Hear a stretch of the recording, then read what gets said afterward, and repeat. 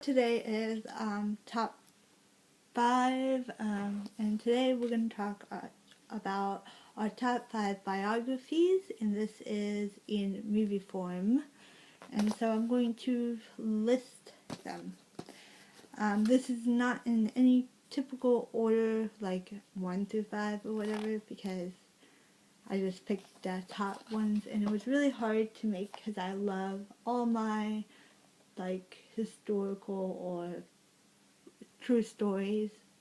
So the first one, except one, I have one that I didn't like. The first one is called Quills, and this is a really weird kind of story, but it's true story. And this is about a guy named Marcus Decide, and he's a writer. He writes I guess erotica and adventure sort of erotica with it's like erotic stories, and yeah. So he writes erotica, basically women books that women like to read. But so he is in this asylum. He's crazy basically, and he kind of tells these stories. And this movie is rated R. It is very vulgar, and it's got very disturbing scenes. There's a lot of scenes I really liked, because I really liked Kate Winslet's character and the priest, which I believe is right here. And if you haven't seen this movie, yeah, that's a really disturbing scene right there. And I definitely also like, I believe, Rush's character too. And the author's character too, because he is crazy, and he's not really right in the head, but he's very interesting. And they actually I listened to the commentary, which was more interesting than the true life and what they changed in the movie, which they changed a couple things, like about when he got crazy and lost his pen, or he gave the pen away. He had to give his pen away and couldn't write anymore. And then I believe in the movie he writes in his own blood, and it was told in real life that they had to give him back. They decided to give him back his pen, which I don't even know why you would take away the pen to begin with, but yeah, it's a really good movie though. The second movie that I think is really amazing is The Aviator. The Aviator is a true story about Howard Hughes, and Howard Hughes is played by the wonderful Leonardo DiCaprio. He has been in a lot of recent movies that I've loved, and definitely is a really good actor in playing. And he plays a guy he's a producer, a movie producer. He's an innovator, and what else? And this is his life. So there's other actors in here like Kate Blanchett, who plays what was it? Catherine Hepburn. And I absolutely love this movie, and it's really about his life, and he has, I think he has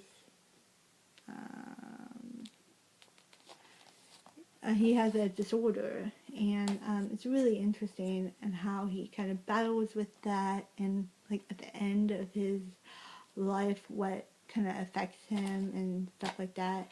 It's really, really good, and I believe you should watch this. This has really great acting in it, and definitely a wonderful story too, true story. The next one is a heartfelt story, and this one is called The Blind Side. This one has Sandra Bullock as Miss Tuho. I don't know how to pronounce that name, but it's Leanne Tuho, and she finds this guy who is, I forgot his name, Michael O'Hare, and she takes him in. He's homeless, and she takes him into her own house, and he ends up being a famous football player. This is a really good movie.